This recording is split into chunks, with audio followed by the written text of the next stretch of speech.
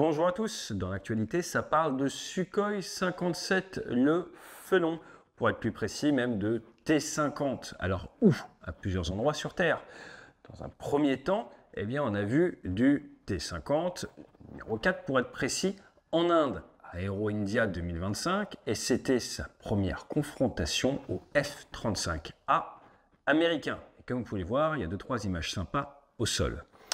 Par contre derrière, ce T-50, qui est le numéro 54 bleu, c'est son petit nom, a dû rentrer à sa base. Et pour rentrer à sa base, qui est à Akhtubinsk, base qui a été créée en 1948, il y a quand même 4000 mètres de piste, ils ont pris le choix de s'arrêter en Iran, à Bandar Abbas. Alors Bandar Abbas, c'est dans le sud de l'Iran, et c'est idéalement placé, parce que vous avez 2700 km entre le terrain en Inde et Bandar Abbas, et 2500 km entre Bandar Abbas et le terrain en Russie. Des images satellites sont sorties dès le 19 février qui montrent ce T-50, le numéro 54, au sol, et après il est resté quelques jours, ce qui a fait dire à pas mal d'observateurs sur la toile qu'il a eu des petits soucis, et les rumeurs parlent dans un premier temps de soucis au niveau du réacteur, et dans un deuxième temps au niveau de sa verrière, et d'ailleurs ces images ont fuité, où vous voyez notre numéro 54 bleu sans sa verrière. Alors tout ça, c'est un bon prétexte pour reparler du Sukhoi 57, qui d'ailleurs a trouvé son premier client export d'après la télévision algérienne. On parle de tout ça juste après le jingle.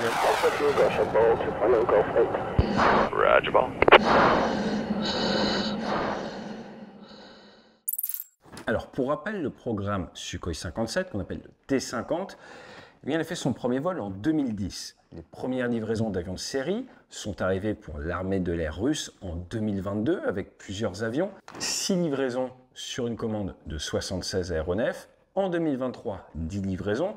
Et d'après les sources ouvertes, 2 à 3 livraisons en 2024. La grosse spécificité de ce Felon rendu très célèbre par Top Gun Maverick, c'est ses soutes internes. Les soutes internes permettent de limiter la traînée aérodynamique et également la SER, la surface équivalente radar. Et en plus, on vous permet, dans un environnement et dans un monde où tout le monde a un appareil photo et tout le monde poste tout sur Internet, vous permet de prépositionner vos avions sans forcément que l'adversaire sache ce que vous avez en soute, même s'il vous intercepte.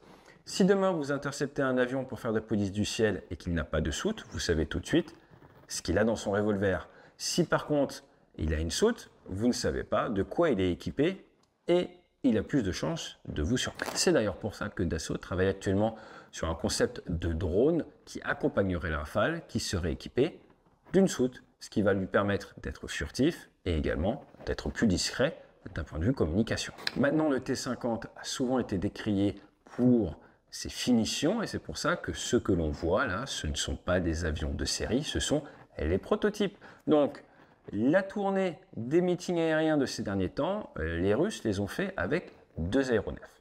Alors, le 54 bleu, qui fait généralement les démonstrations aériennes, et le 57 bleu, qui lui est le display statique, et est arrivé par exemple en Chine avec son Antonov 124. Donc en Chine, c'était le salon de Zhuhai, fin 2024. En Inde, Aero India, en 2025, il y a lieu de la première rencontre Sukhoi 57 F-35. Pour se rendre en Chine, le T-50 s'était arrêté à Taiyuan, donc dans le nord de la Chine, à environ 1800 km du lieu où il y avait lieu le salon.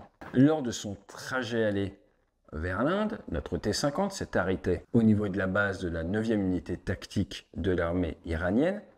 Il n'y a pas de photos sur l'allée, par contre on a ces photos et ces vidéos du retour. A noter qu'il y a un IL-76, le numéro 76373, qui est garé à côté et qui lui sert de support avec lui en Inde. Pour la petite histoire, l'armée iranienne dispose notamment de matériel américain, le tout ayant été acheté avant la Révolution en 1976. Donc vous retrouvez sur le parking du P3 Orion pour la patrouille maritime, du F-14, sont les derniers à l'utiliser, du F-4, du F-5, du C-130. Et comme vous le savez, les Iraniens travaillent énormément sur les drones et viennent de sortir, on en a parlé dans une vidéo, leur porte drones. Les Algériens, de leur côté, viennent d'annoncer qu'ils ont acheté un certain nombre de Sukhoi 57. Alors, ça fait donc 15 ans après le premier vol pour ce premier contrat export. Certaines sources parlent de 6 avions dans un premier temps. Ce n'est pas public, on ne sait pas à l'instant T. Par contre, ce que la télévision algérienne affirme, c'est que ces pilotes sont actuellement en formation en Russie et que les premiers avions seront livrés avant la fin de l'année. On va vite savoir. Ce qui est à noter, c'est qu'il y a en gros 2 grandes versions du Sukhoi 57. Le Sukhoi 57E avec l'ancien moteur, l'AL-41, et le Sukhoi 57M qui, entre autres, voit une remotorisation avec l'AL-51F qui est plus puissant et qui est censé être meilleur, mais ça prend du temps et ils ont du mal actuellement à réussir à mettre ça au point. On ne sait pas quelle version vont recevoir les Algériens. Ce que l'on sait par contre sur l'armée algérienne, c'est qu'elle a de fortes tensions historiques avec son voisin du Maroc. Je vous rappelle qu'en 1976, ils se sont fait la guerre autour du Sahara et que très récemment, les Marocains viennent de re-signer pour 25 F-16 Block 72 et pour la modernisation de leur flotte de F-16 au standard V, le dernier standard Viper. L'armée d'air algérienne de son côté, et d'après Flight Global en 2024, dispose d'une flotte de 63 Sukhoi 30 MK, M pour moderniser, K pour commercial version export et A pour Algérie, de 40 MiG-29, de 42 Sukhoi 24, de 16 Yak 130 pour l'entraînement et également une flotte d'hélicoptères avec une trentaine de Mi-24 et une quarantaine de Mi-28. Donc le Sukhoi 30, c'est le gros chasseur qui va vous permettre d'aller loin, de faire du combat omni-rôle, de tout type de mission. Le MiG-29, c'est plutôt le petit chasseur qui va pouvoir également faire un peu tout type de mission. Le Sukhoi 24, on est sur de l'attaque au sol. Le Yak 130 sur de l'entraînement, voire de l'appui-feu. Et les hélicoptères font de l'appui-sol. L'arrivée du Sukhoi 57, même en petit nombre, va forcément tirer vers le haut l'armée algérienne et va bien faire grincer des dents de l'autre côté au Maroc. Mais d'un point de vue plus macro, et notamment pour les alliés des Marocains, ça va être une excellente opportunité d'en savoir plus sur la furtivité du Sukhoi 57 et ses réelles capacités. À noter que lors du salon Aero India, je ne sais pas si les Indiens ont réussi à faire du renseignement sur le Sukhoi 57. Personnellement, si je suis l'Inde, travaille avec la France, qui travaille avec les États-Unis, qui travaille avec de nombreux pays. Si je sais qu'un T-50 vient me voir en visite, j'en profite pour mettre des chasseurs en l'air, essayer de voir en termes de surface équivalente radar à quoi ressemble cet avion. Et en plus, vous n'avez pas besoin de lui dire, vous mettez vos chasseurs en l'air, vous regardez avec différents types de radars, bref, vous faites du renseignement. Parce que n'oubliez pas, le nerf de la guerre, c'est le renseignement.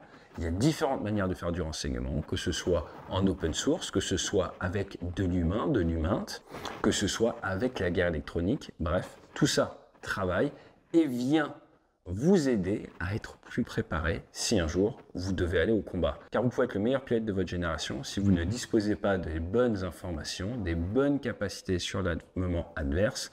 Vous risquez d'avoir des petits problèmes dans votre manière de faire la guerre moderne.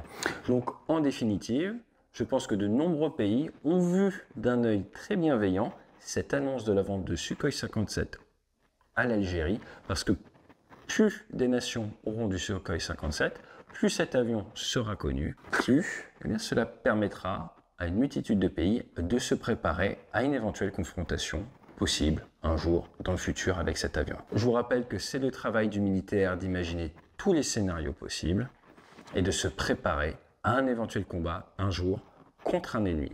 Et c'est pour ça que les pilotes de combat font de nombreux entraînements et vont s'exercer contre tout type de menaces. Regardez par exemple quand il y a eu la guerre du Golfe, la Libye, eh bien, il y avait du matériel français dans les forces de Kadhafi, le Mirage F1, du matériel français du côté de Saddam. Et c'est pour ça que les militaires s'entraînent contre tout type de matériel. Je vous dis à très bientôt sur la chaîne, pourquoi pas en workshop, en conférence dans votre entreprise. En séminaire, on a les liens juste en dessous pour les séminaires B2C, donc pour le grand public en mai ou en janvier prochain à Fuerte. Je vous dis à très vite sur la chaîne et d'ici là, fly safe.